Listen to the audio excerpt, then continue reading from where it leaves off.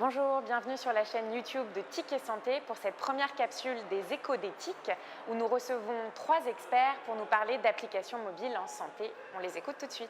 Fabio Bali, j'ai 34 ans, je suis étudiant-chercheur à l'Université Concordia.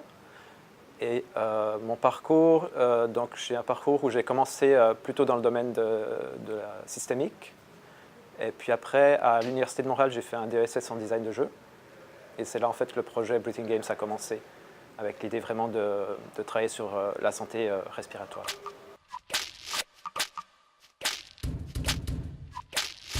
Je dirais qu'un des points essentiels par rapport à Breathing Games, c'est qu'on essaie de dépasser l'approche du patient partenaire pour être plutôt vers le professionnel des soins qui est partenaire par rapport à des personnes qui sont soit malades, soit en bonne santé.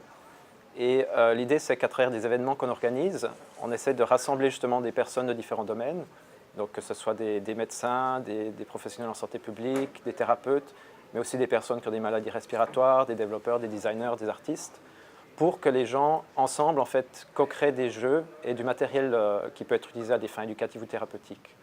Donc je dirais que l'idée, c'est vraiment que plutôt d'être dans une approche de prescription de soins qui ne fonctionne pas, puisqu'on a une personne sur deux qui ne suit pas son traitement habituellement, on essaye justement de plutôt impliquer la communauté et de dire, ben voilà, si tu crées des jeux pour les gens qui sont malades ou pour les gens qui sont intéressés par la santé, toi-même, tu vas pouvoir apprendre finalement sur ta propre santé et puis peut-être être plus actif dans cette démarche-là.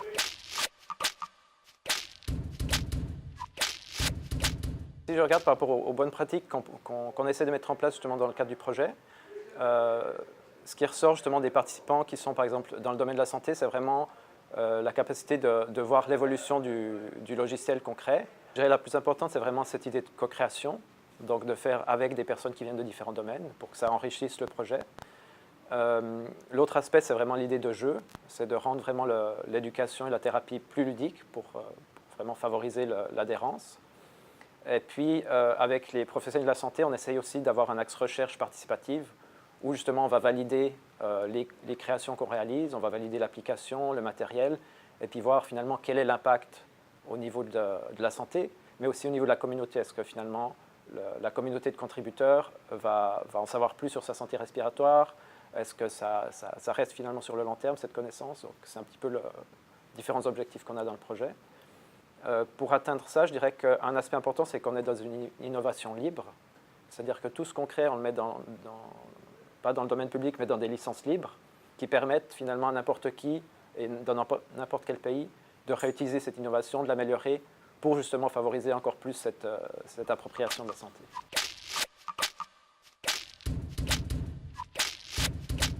Au début du projet, on a travaillé plutôt avec des gens qui étaient en fibrose kystique, en mucoviscidose, et eux étaient vraiment intéressés par le projet. Les patients aussi qui ont fait les tests dans les hôpitaux ont été très enthousiastes. Et puis là, plus récemment, c'est aussi orienté sur l'asthme. Et là, le retour de certains professionnels, c'est de dire, on a un projet justement, on voit l'évolution d'une application de A à Z, ce qu'on ne voit pas habituellement dans d'autres types d'applications commerciales. Et je dirais le point qui ressort également de leur part, c'est de dire on est vraiment en lien avec la recherche. Donc on ne fait pas une application avec des visées de profit et qui a un intérêt un peu moins pour la recherche, mais on essaie vraiment de collaborer avec les universités, avec les hôpitaux, pour dire voilà, on veut faire des tests, on veut améliorer en fonction des retours qu'on a des professionnels et des personnes malades et des personnes qui vont bien, les applications qu'on met en place.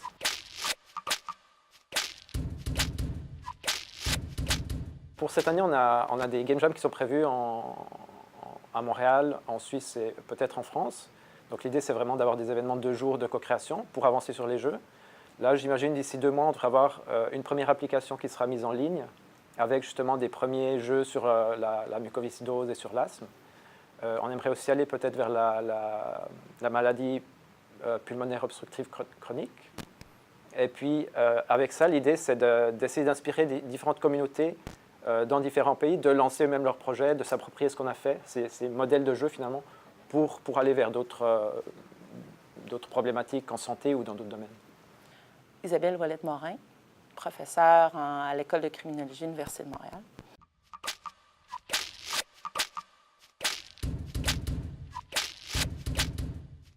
J'ai choisi la psychologie après avoir effectué un diplôme d'études collégiales en sciences qu'on appelait de la santé, donc biologie, maths, chimie et tout ça, pour mieux comprendre l'humain.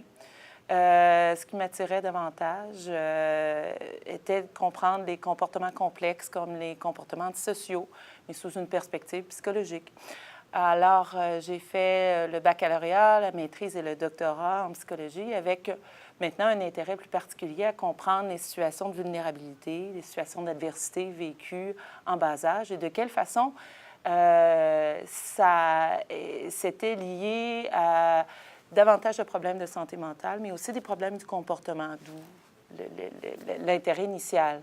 Mais là, sous une perspective non pas descriptive, d'expliquer, d'écrire en quoi c'est associé à des difficultés, mais plus sous une perspective mécanistique où j'essaie de comprendre quels sont les mécanismes qui font en sorte que les enfants exposés à de la maltraitance, par exemple, ou à l'intimidation, en viennent à avoir davantage de problèmes de santé mentale. Donc, j'ai étudié la réactivité au stress au plan physiologique, dont la sécrétion de cortisol en très bas âge. Et j'ai fait une thèse avec ce sujet comme thème principal. Et ensuite, je suis allée faire un postdoctorat en Angleterre au Social Genetic Developmental Psychiatric Center, lié au King's College à Londres. Pour poursuivre ces études-là. Et là, je me suis concentrée plus particulièrement en regard des expériences d'intimidation entre les jeunes. Toujours sous une perspective mécanistique, physiologique, où je voyais que les jeunes étaient exposés à de l'intimidation, sécrétaient moins de cortisol. Et tout ça, ensuite, m'a mené à mon poste universitaire à l'École de criminologie de l'Université de Montréal, où j'ai continué à faire ces recherches-là et où j'ai donné plusieurs entrevues dans les médias et pour parler de mes recherches. Et là, les journalistes me disaient, certains d'entre eux me disaient, c'est bien beau comprendre que ces expériences-là laissent une trace sur le corps et dans le corps fonctionne, mais qu'est-ce qu'on fait maintenant pour les jeunes?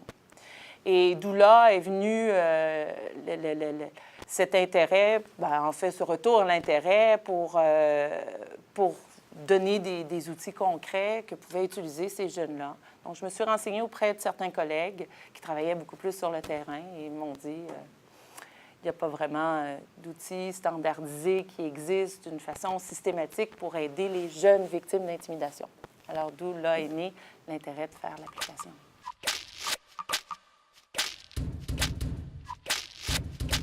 Il y a plusieurs enjeux éthiques et sociaux auxquels répond l'application. Je vous dirais que le premier étant, et celui qui me tient le plus à cœur, étant le fait qu'il y a plusieurs jeunes qui vivent l'intimidation jour après jour et qui n'osent pas divulguer ces expériences-là à quelqu'un à qui ils font confiance.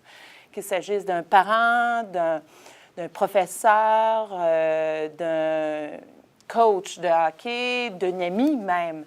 Alors, il y a plusieurs jeunes qui restent dans ces expériences difficiles et vivent ça dans le silence. Alors, je trouve qu'une application peut correspondre aux besoins de certains jeunes pour qui l'idée de se confier à une autre personne est initialement évitée. L'application va te permettre de mieux connaître l'intimidation par le biais de capsules vidéo et de témoignages d'autres jeunes. Tu pourras aussi mieux connaître les endroits où l'intimidation arrive le plus souvent dans la vraie vie ou sur le web en te promenant dans un monde virtuel. Plus fort te permettra aussi de mieux connaître tes expériences d'intimidation en répondant à des questions une fois par jour ou une fois ou 2 jours ou une fois par semaine, c'est comme tu voudras.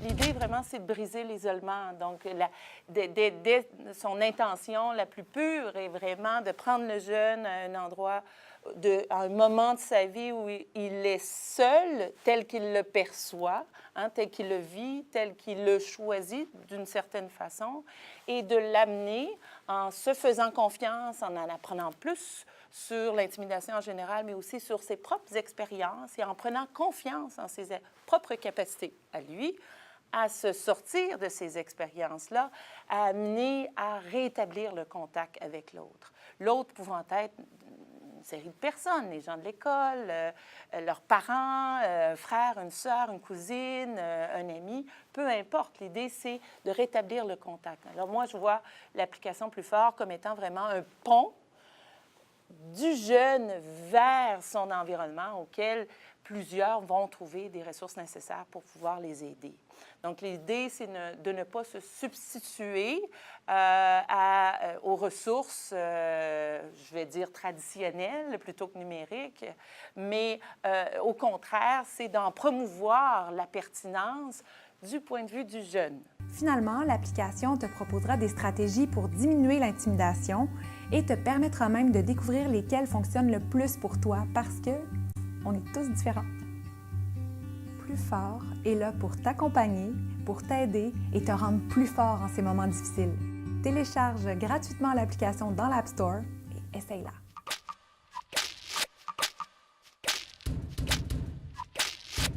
Elle a été reçue dans ces deux audiences-là d'une façon très, très positive, de ce que j'en sais. Il y a eu de nombreux téléchargements qui ont été faits suite au lancement le 1er septembre dernier. Et puis,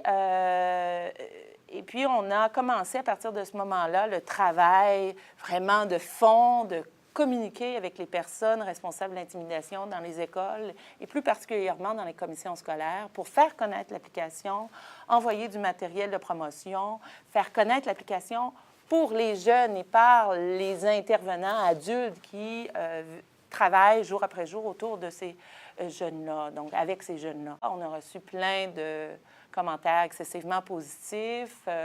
On a la chance d'avoir de nombreux partenaires, dont la Commission scolaire de Montréal, qui nous aident aussi à avoir une meilleure appréciation des besoins aussi du terrain pour pouvoir s'y ajuster. Et ensuite, on est en train de faire la version Android, la version en anglais pour le Canada anglais. Et on est en pourparlers avec certaines instances en France pour pouvoir entamer une adaptation pour la France. Karl-Marie Merck, je suis psychologue clinicien de formation et je fais actuellement un doctorat en recherche à l'Université du Québec à Montréal en prévention du suicide. J'ai travaillé auparavant comme chercheur pour l'État français sur la détection du jeu pathologique en ligne. Et à cette occasion, j'ai été en contact avec une population de personnes suicidaires ou qui présentaient un fort risque suicidaire et on utilisait le big data. Donc j'ai décidé de regarder quels étaient un peu les enjeux et les implications d'utiliser le big data quand on voulait travailler et aider ces personnes-là, ce qui m'a amené à vouloir travailler avec le professeur Brian Michara à l'UQAM, qui est spécialiste en prévention du suicide, notamment sur Internet.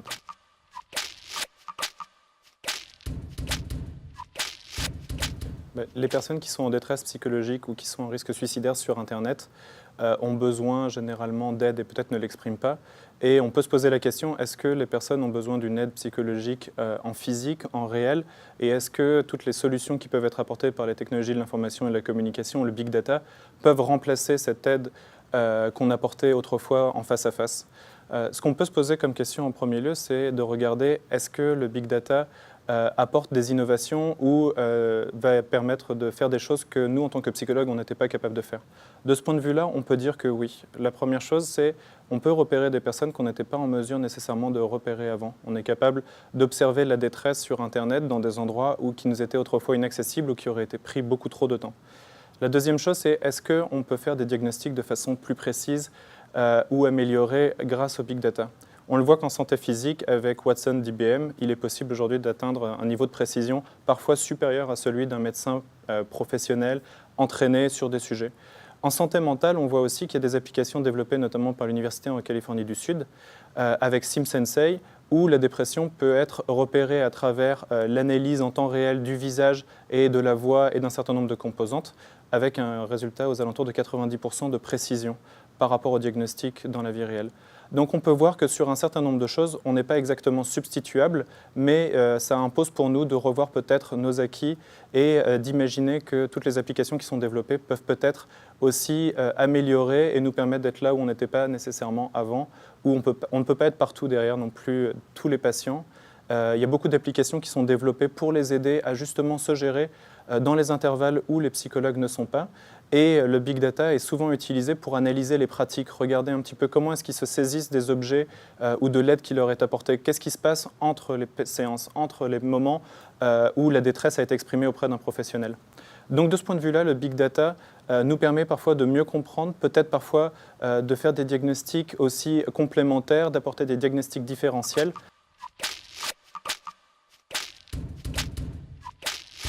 Le diagnostic, ultimement, ne peut être fait que par humain et ne devrait être fait que par un humain. Il y a plusieurs raisons à cela. C'est qu'on peut parler davantage que de repérage ou de détection quand c'est fait en ligne et que le diagnostic est un acte protégé, généralement dans quasiment toutes les législations dans le monde. Donc ça ne veut pas dire qu'on enlève l'humain et on n'enlève pas le professionnel de l'équation, mais il doit venir en modérateur et il doit venir en personne compétente, capable de pouvoir dire qu'est-ce qui a été fait, sous quelle forme, et de pouvoir en informer le patient. Et le problème de la transparence vient souvent régulièrement se poser. Est-ce que la personne est au courant de ce qui est fait, de quelle façon elle a été détectée, repérée, et de quelle façon elle va être aidée?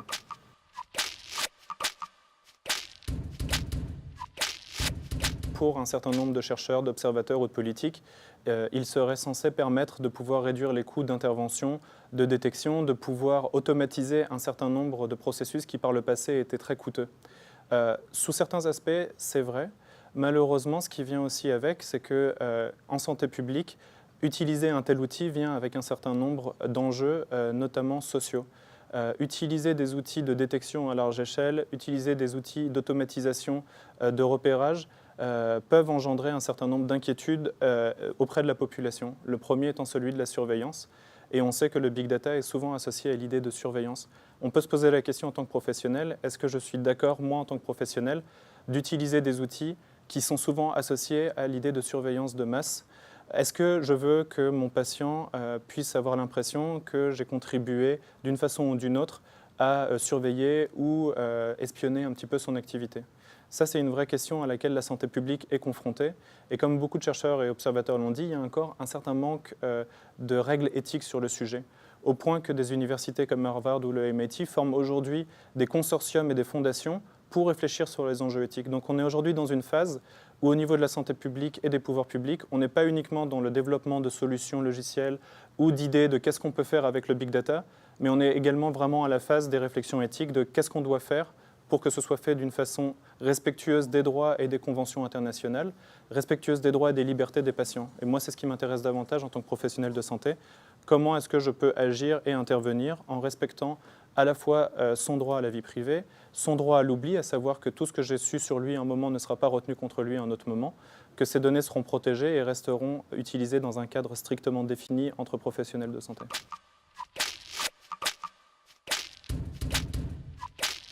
C'est développer l'idée de patient partenaire, notamment avec le développement de la médecine personnalisée. On n'avait plus affaire à un rapport d'expert avec un patient, mais on a un rapport avec un professionnel et un collaborateur patient, ou même pas un patient tout court, ça va être un usager.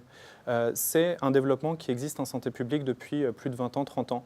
Donc le big data n'a pas changé quelque chose de ce point de vue-là, mais s'inscrit complètement dans ce changement radical, un peu de perspective. De mon point de vue personnel, j'apprécie que les patients puissent être davantage en mesure de pouvoir prendre contrôle de leur santé, d'avoir accès à l'information. L'information n'est pas gardée et conservée que par les professionnels. Et en tant que psychologue, je suis à l'aise avec le fait que les personnes se soient renseignées ou aient accès à des outils qui leur permettent de gérer leur santé mentale de façon peut-être plus efficace que moi, parce que je ne peux pas être là tout le temps avec eux. Mais avec ça, il vient quand même aussi une autre tension. C'est l'idée de dire que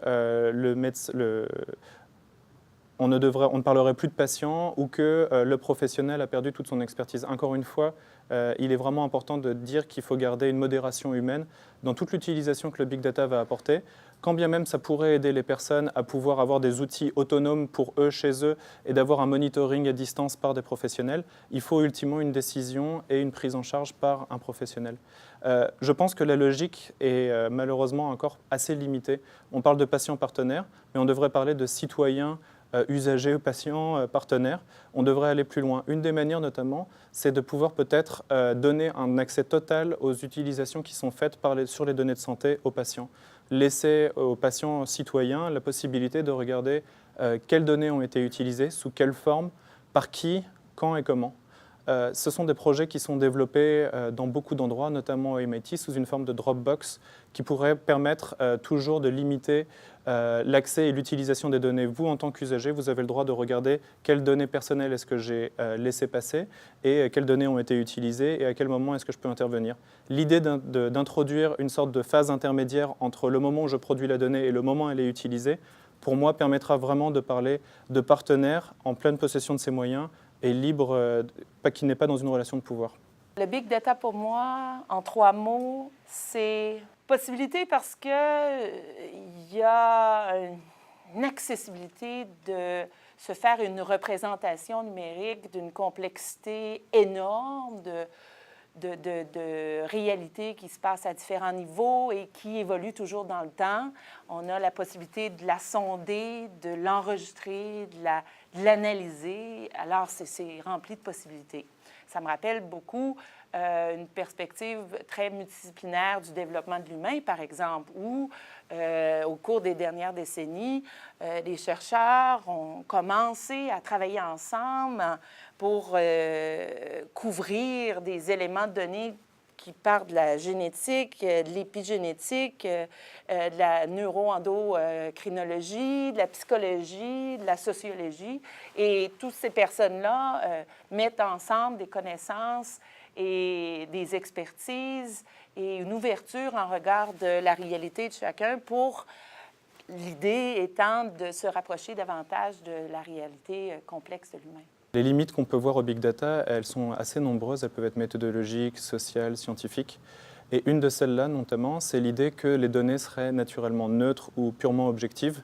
Et c'est quelque chose qu'en tant que chercheur ou professionnel, on doit faire très attention à ça. Et ça impose un certain nombre de précautions et aussi de mesures à prendre pour éviter de tomber dans des écueils trop faciles. Je pense que les big data ont un gros potentiel en termes de value sociétale. Par exemple, dans notre cas, ça serait de permettre aux utilisateurs de définir comment les utiliser pour qu'on puisse informer la recherche et des politiques de santé publique. Par contre, ça peut être un risque dans le sens que si les données sont gérées par des grandes entreprises qui elles seules gèrent ces données, l'utilisateur a très peu de place et très peu d'influence finalement sur la manière dont elles seront utilisées, sur les questions éthiques. Donc voilà, c'est un petit peu les deux options, finalement, les deux chemins que je peux voir.